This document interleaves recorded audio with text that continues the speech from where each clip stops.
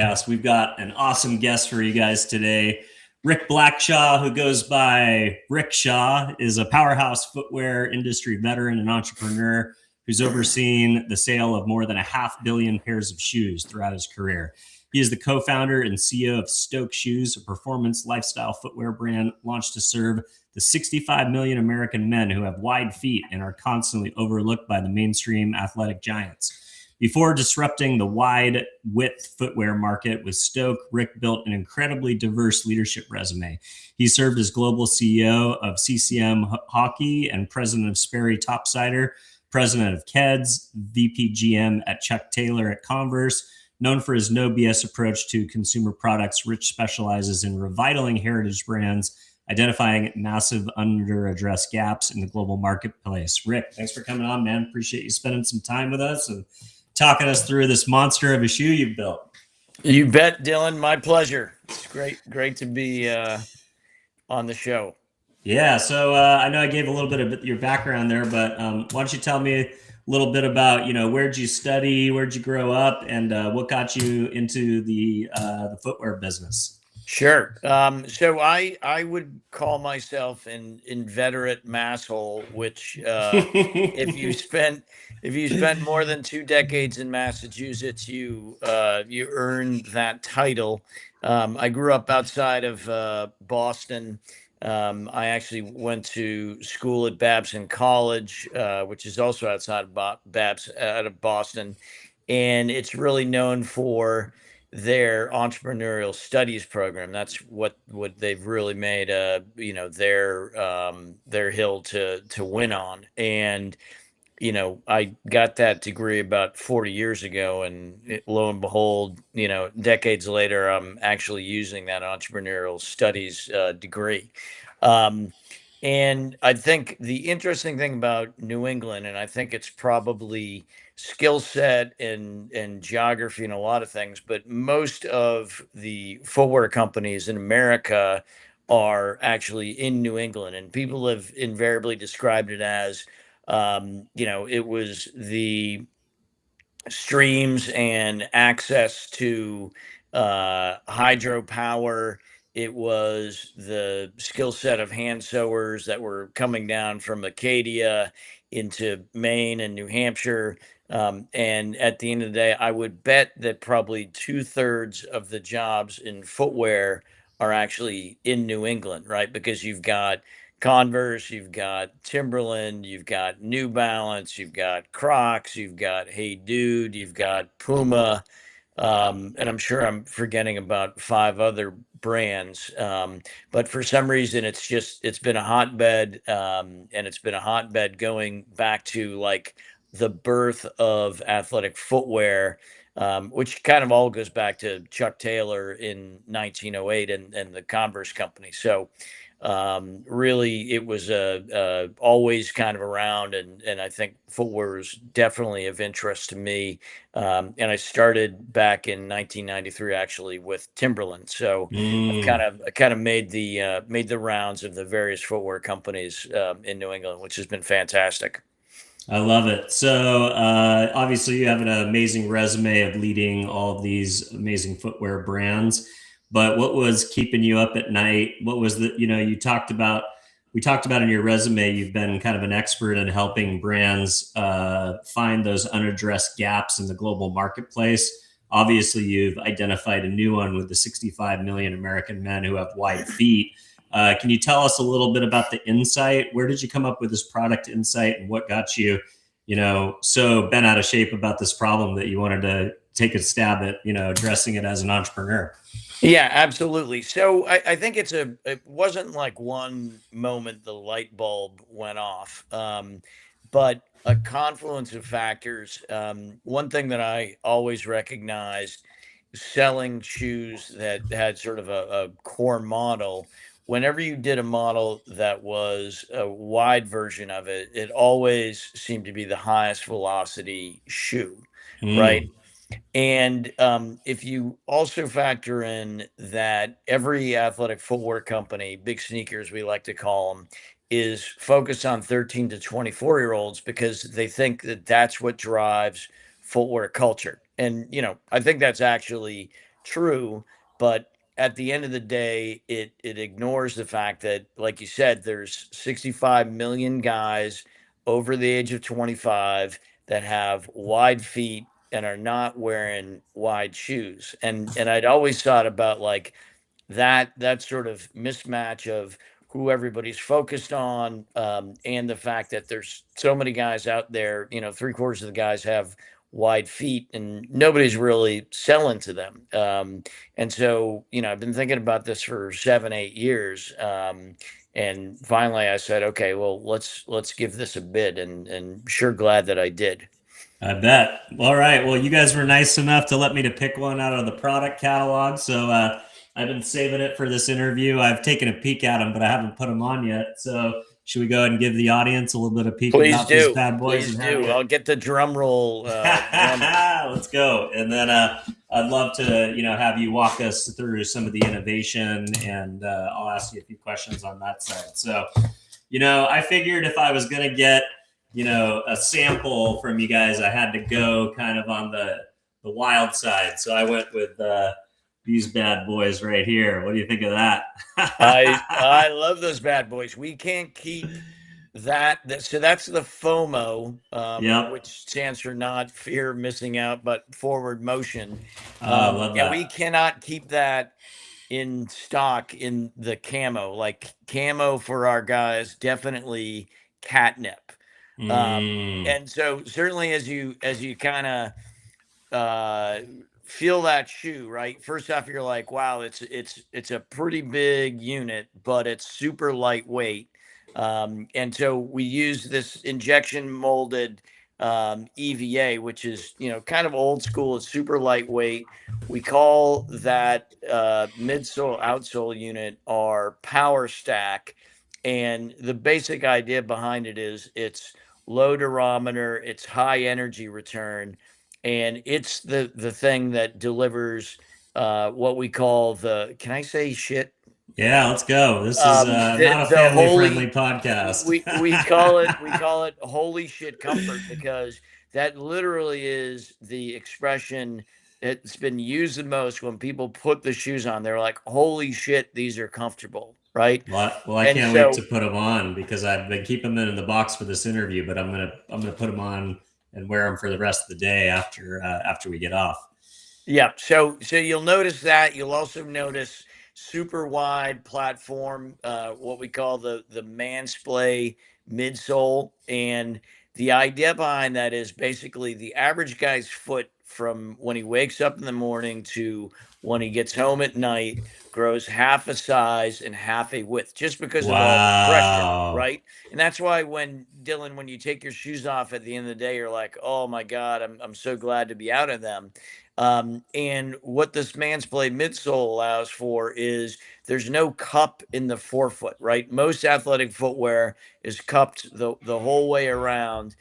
There's no cup in the forefoot of that shoe, which means the foot can actually expand beyond the upper because the midsole is so wide. And so that's super important. The other thing you'll notice when you put it on is it's got big ball girth, which is, a technical term. And it's basically the circumference of from the ball of your foot to your fifth metatarsal, right? And there's a lot of shoes that might be wide at the net, right, at the midsole, but they don't feel wide because they don't have that toe box volume. Yeah, they So cram they we cram in at the end. yeah, and so we were really focused on, this guy who, again, nobody likes to tie their shoes, so we've got this slip-on stoke out technology, but those four aspects of the shoe are what really delivers comfort for this average guy that's 5'9", he weighs 200 pounds, he's got a powerful build, he's got wide feet, and that's literally all that we thought about as we were constructing this shoe. And that's why it's really hit a nerve. We've got unbelievable 4.8 out of 5 stars for Mm. reviews. And people are just freaking out about how comfortable and how convenient these shoes are. So I think those would be some of the things that you'll say, like, I might not remember any of those technologies, but when you put them on, you'll be literally like, holy shit, these are comfortable. Yeah, I see all that in the kind of the product features on the box here. The other one obviously is the no sweat, being able to create a material that is truly breathable. Do you want to talk at all about that component? I mean, it definitely looks kind of like that, that more mesh material that you're used to with kind of newer sneakers that just breathe real easy and have for that, for the that component of it to make it breathable.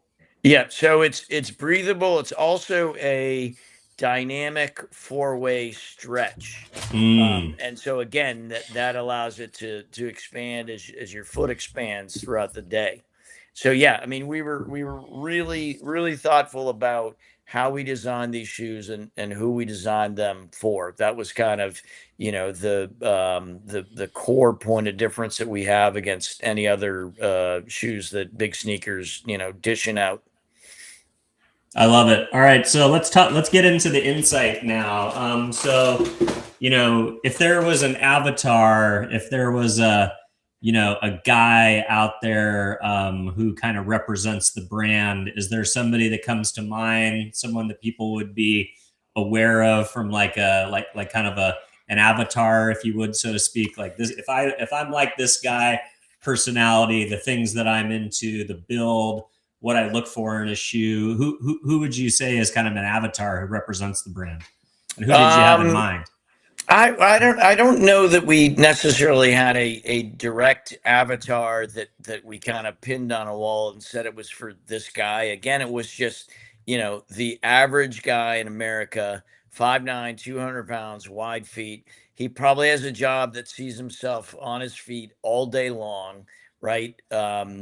This guy is not about, running marathons. He's about running his life, right? He's, going to his kid's soccer practice. He's, running to the store. He's, doing his yard work on the weekends. He's probably also a great contributor to his community.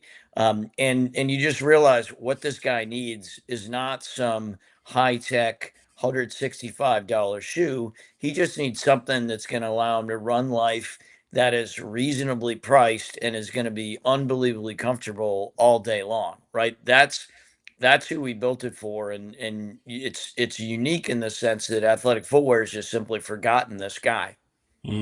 That's cool. So, talk about the marketing. What did you guys set out to do? Did you want to go direct to consumer first? Did you want to, get plugged into some of the, retail media networks like the Amazons of the world or the other places that are known for footwear or shoe discovery or shoe trial? Tell us a little bit about the go to market. So go to market.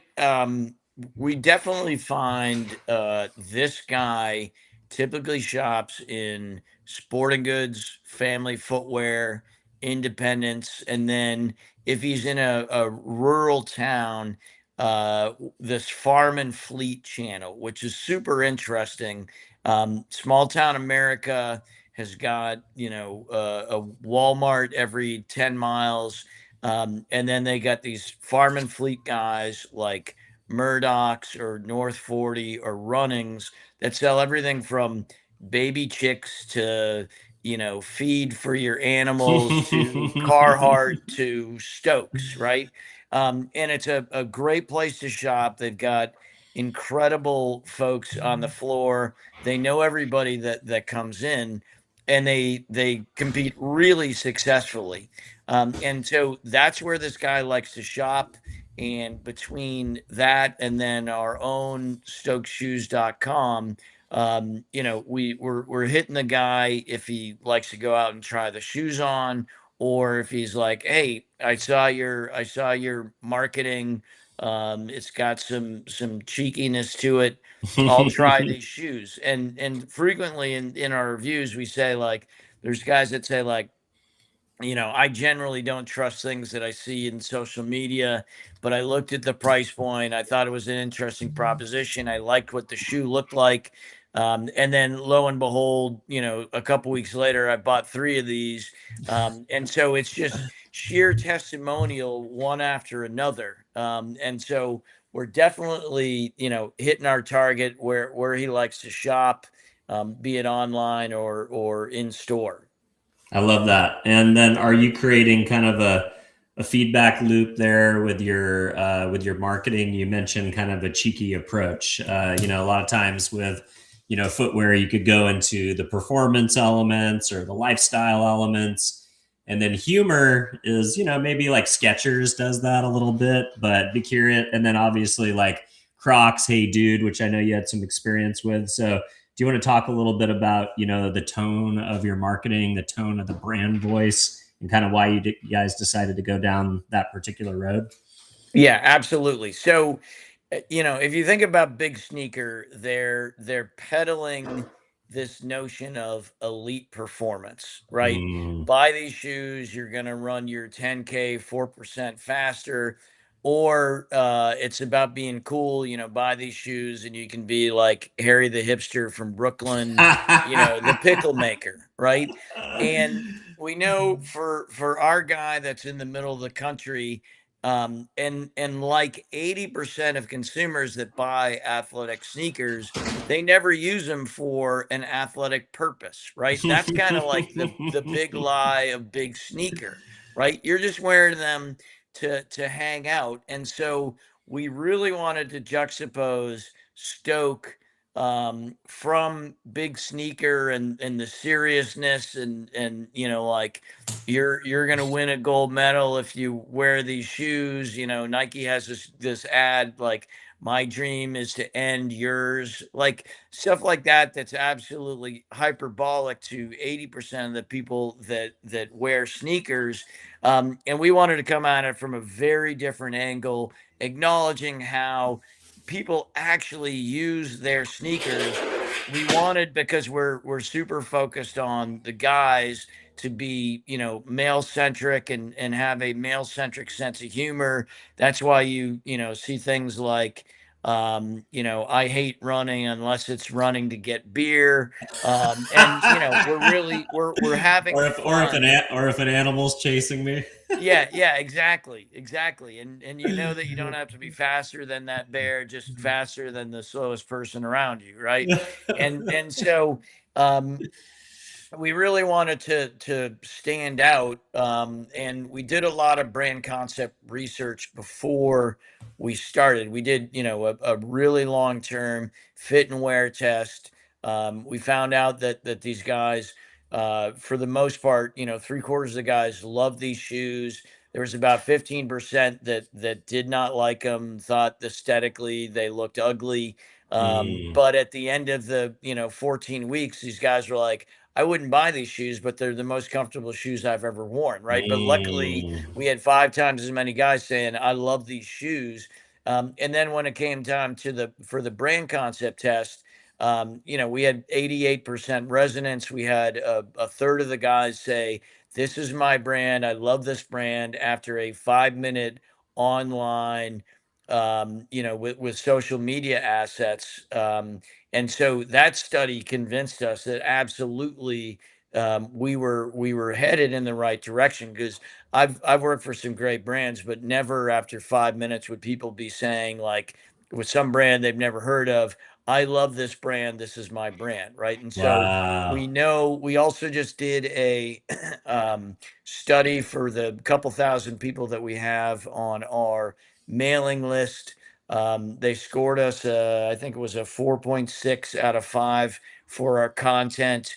We have a net promoter score of 79, which, the average footwear brands in kind of that 30 to 40 range. And up in that rarefied air of almost 80 is brands like Costco or Apple. So Hmm. we know that we've really hit a sweet spot, and we've got 84% of these guys have actually recommended to other people, their friends and family, how great Stokes are. So we know, sort of conceptually, as we were going into it, they were open to the brand ID, and that they were, a preponderance of the guys loved the shoes. And now we're seeing it, in real life. Unbelievable repeat purchases. About a third of our pairs after 12 weeks have been from repeat purchasers, and the average guy has bought 3.2 pairs when they're Wow. repeating, which is crazy because that's not typically the way guys act, right? They buy a pair of shoes, they wear them, and then 6 months later, when they wear out, they buy another pair. And so we've found that we've really solved problems for this guy, and he keeps coming back. We've got two guys. One guy's bought 14 pair, one guy's bought 12 pairs. So it's literally like one pair per week. So we know we're hitting it. This guy, and sort of his heart and his mind, definitely. I love it. So, talk a little bit about the anti-elite component, because I think that's important. It's like, well, there's also this idea that like people just want to be comfortable. I think COVID gave us the permission to be comfortable. I used to go to business meetings and conferences with a jacket, a button up, some kind of designer jeans laced up tight with a belt. And then, for a long time, I wore dress shoes, slip ons, usually loafers. And then now I'm to the point where I wear like I wear, button up, but something kind of cool and more casual, more like surf, skate. I'll wear kind of the Lululemon that looks like a real pant, but it's still basically like a jogger. You want to kind of be like comfortable and not have to wear a belt and be kind of cinched into your clothes all day. And then, yeah, like I actually generally go for Vans with no socks as kind of my dress shoe. But, I think it's totally acceptable for people to wear sneakers as their business shoe now, especially if they look cool and if they aren't all scuffed up and messed up. So, what do you think is kind of that wider philosophy that, the casualization of like business culture or just style in general, where people feel more comfortable prioritizing comfort? Yeah, I mean, 100%. It was, you spent 12 or 18 months in your basement in a pair of slippers and sweatpants, right? And Yep. and then you're like, why would I give up that comfort if I don't have to? And you saw post COVID, the rise of, Uggs was killing it, Crocs was killing it, Hey Dude was killing it. I think running sneakers became, the thing because they drove that comfort point of view, and people realize like I don't have to give that up. And not everybody's going to a investment banking meeting in a pair of monk strap, unbelievably uncomfortable shoes and a suit and a tie, right? Like that's just not the way that business is conducted these days, unless you're in, LA or you're in Manhattan, right? And so I think we kind of got permission, and it's all been about like comfort because you don't necessarily have to sacrifice that, right? And we love it because that is our stock and trade, right? We make the most unbelievably comfortable shoes. You mentioned this idea of, the percentage, I forget what percentage you mentioned, but the percentage of consumers that buy a particular sports shoe with the idea that someday I'll go run that Iron Man, or I'm going to do XYZ, but then it just becomes kind of their everyday sneaker. And they don't actually do any of those elite sports or those elite things. But is there still an aspirational lifestyle component that you guys are trying to lean into? That's outside of this like core sports thing. Is it like the aspiration of being a dad? Because you mentioned coaching the kids, or the aspiration of being a hard worker and be able to show up to work and get stand on your feet for 12 days. Are there other elements of affinity that you guys are trying to tap into? Yeah, I mean, I think it's definitely bucking the trend of big sneaker and elite performance. And the stat is 80% of people that buy sneakers do not do athletic pursuits in them, right? They just simply Wow. wear them because they're comfortable, right?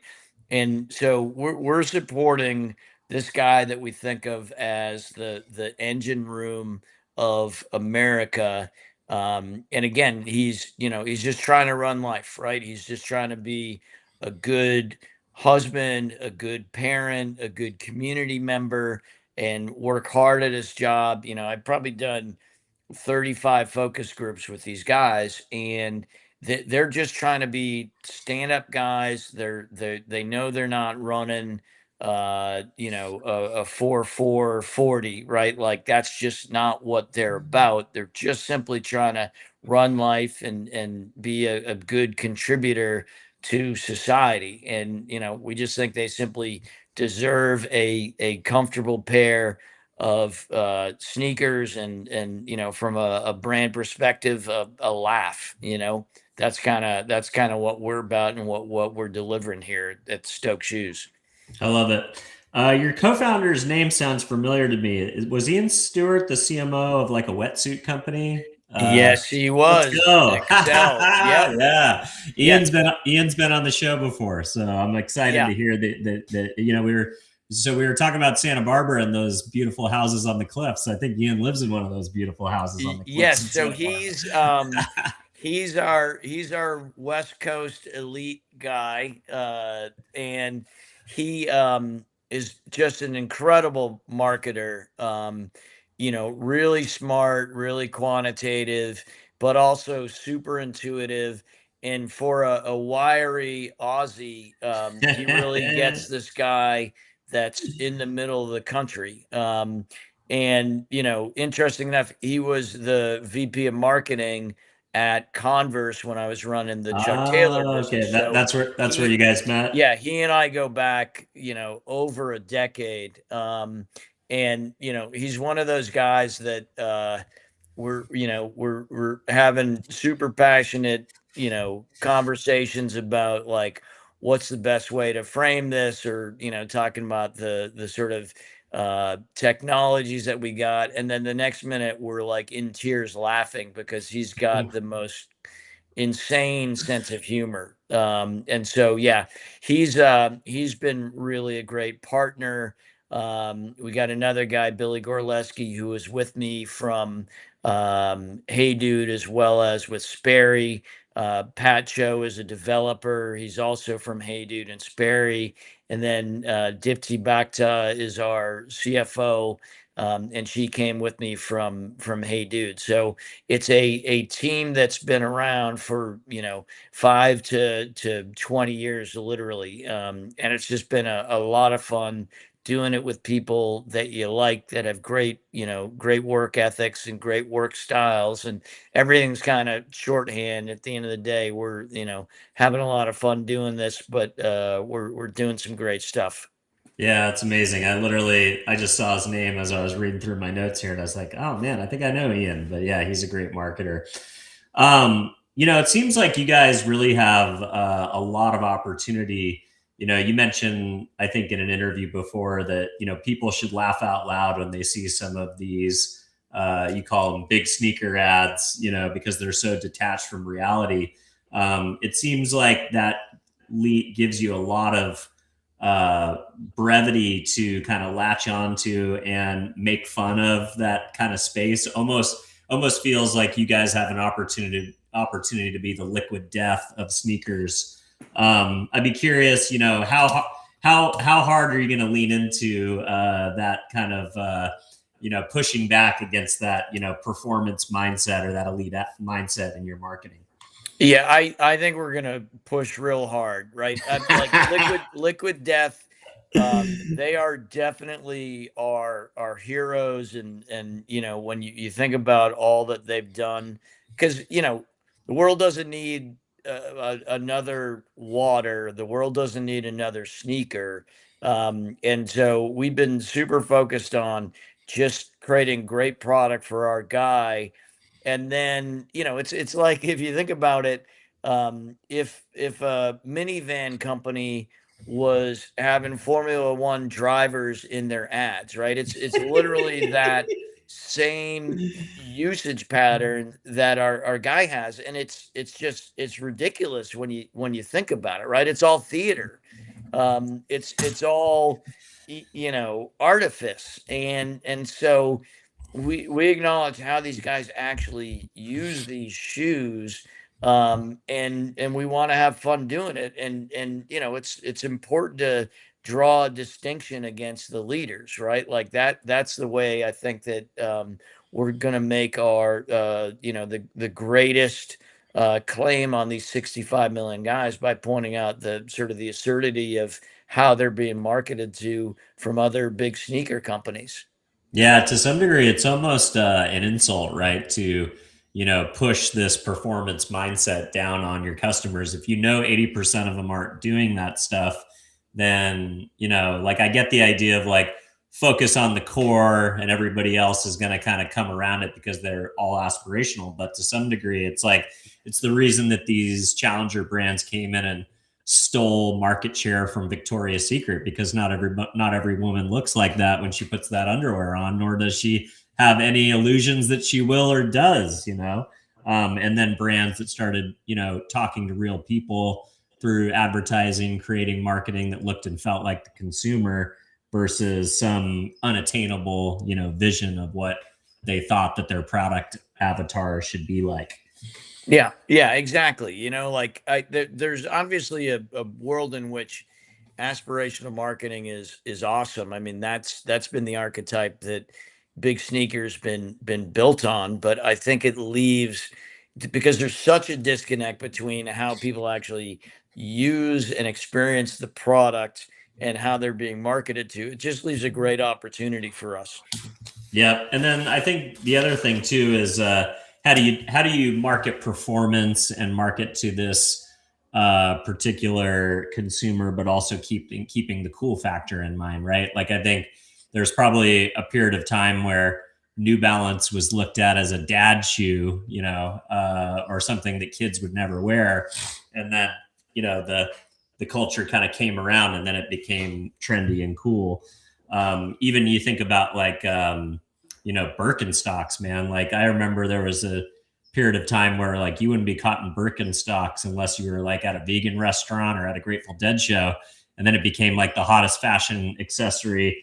What do you think creates those kind of like that? There's like that core audience that's loyal no matter what, and they stick with the brand no matter what, and then there's these fluctuation moments where brands get to like breathe out and consume the culture. What do you think? That's super, super great question. And I think so. Chuck Taylor would be a good example of that, right? That brand, Converse started in 1908. Chuck Taylor became a Converse athlete in 1917, and basically for about 85 years, that brand kind of oscillated between 10 and 20 million pairs sold per year, right? And there was this kind of like fiction that was built around like every 7 years there's a boom and a bust. And some of that was because they had their own factories in North Carolina. And when the consumer demand would wane a little bit, they kept making the same amount of pairs. And so what would invariably happen is they would reach the market and be marked down because there wasn't the demand for it, right? And Mhm. so it was one of those things that it exacerbated the trend. But when we got there in 2004, we were doing about 20 million pairs, and then 9 years later we were doing 75 million pairs. And I think, and by it was by far, so we did about 500 million pairs in that period of time, and was by far the biggest footwear statement ever. And it was interesting because it started out as being kind of counterculture, and then it obviously became just a ubiquitous youth culture statement, and we kind of hooked it to this idea of being a creative catalyst. And it was really kind of central to music, to art, to fashion, and really, like, we did some great things with it. And it at the end, it was like, even some of the stalwarts that had been with the brand for 30 years, they recognized in girls that were 12 years old that were wearing a pink pair. They were still like, yep, that they're still part of our cult, right? Like Mm, they are still part of the team, which I thought was super interesting because that was one of the things we were concerned about, because it was really driven, at the end by younger women, those 13 to 24-year-olds buying it. And we found that it didn't alienate anybody else. And then your other example, Birkenstock, is a great one. Like hmm it certainly was a niche brand. And then I think COVID came along and the utility of that product was really recognized. Like the shoes are unbelievably comfortable. And then they've done a really great job and kind of iterating, holding on to that core comfort ideal, holding on to, great full grain leathers and that cork, and having that feel, but iterating it to lots of other different sandals, closed toe shoes. They've and they're also quality. They last, right? And so that's kind of, I think, the opposite example where utility is at the core of that brand and its success. And then on the Chuck Taylor side, I think it was really about just a kind of a cult and kind of a lifestyle statement, because Chuck Taylors are not, it's 100-year-old technology in a sense of, it's open cell foam as its padding. It's super narrow. And if you're over the age of 25, I think they're somewhat difficult to wear, right? But it was something that it what it stood for, I think, triumphed its utility. So I think those are two kind of polar opposites of brands that were inordinately successful, but I think for different reasons. I love that. All right. So Stokes exploded on the scene with direct consumer sellouts, but you guys, as we mentioned, are rapidly expanding into over 450 retail doors. You've talked about major chains that are kind of off the beaten path, or ones that are more familiar to a middle America audience, like Academy of Sports, Shields, or Rack Room. In an environment where a lot of DTC brands are struggling now, what did you guys do differently to secure rapid wholesale adoption? And, do you think that you guys are in an advantage where maybe these kind of middle America retailers haven't quite adopted this retail media strategy where it's pay to play and you got to buy media in order to get good shelf space and promotion? Great question. I think that there's a couple things nested in that. I've always thought, for most brands, DTC is a channel and not necessarily a strategy per se. Then we've certainly all heard of DTC footwear brands that somehow inexplicably became an AI server business. But the one thing that I know, based on my experience at Hey Dude, is um, DTC is super important, right? You have that one-to-one relationship with the consumer. You understand what he's buying, when he's buying it. You've got the ability to have a deep conversation about, like, what does he think of the brand? What else would he like to the brand to do? But you also know that you can scale awareness much faster if you also have a retail business that's done through wholesale, right? And my example of that is when Crocs bought Hey Dude, I think the awareness was about 7%. And then after a couple of years of broadened distribution and just broader marketing investment, it got up to 32% awareness, right? And so I do think these things work hand in hand. And you have some consumers that, they don't like to go out, and if they find a brand they like and they, the sizing works for them, they're just going to continue to buy DTC. And then other folks, I think in particular, the folks that are buying STOKE, again, like you can't get that sense of, we can talk all we want about the holy shit comfort on our DTC, Yeah, but trial's it's super hard to, important to slip them on. yeah, when you slip them on, that's when, yeah, absolutely, we hit the mark. So you definitely need both. And I think the retail experience is obviously also important, because that's kind of the moment of truth, right? The guy's got his wallet, he's 12 feet from the cash register, he's got a pair of your shoes on, he's obviously in active, discovery to buy mode, versus he was served up meta ad, and then all of a sudden he sort of became curious. So I really think you need both, and I don't think DTC is necessarily a strategy. I think it's a channel, and it's an important channel. Love it. We talked a little bit about grassroots connections. I wanted to get your take on the New England Star Speedway partnership, positioning yourself as an official footwear on short track, pit crews, and race operations.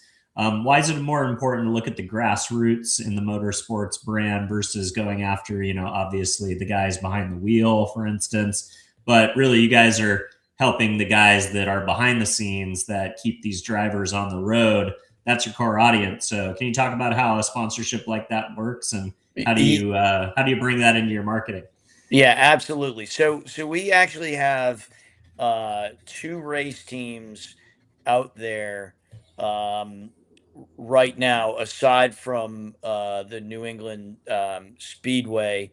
And we were down in Nashville about 3 weeks ago, just meeting consumers, meeting the pit crews, and we featured a bunch of them in our social media advertising, because these guys live large, that like they're on their feet 12 hours a day, right?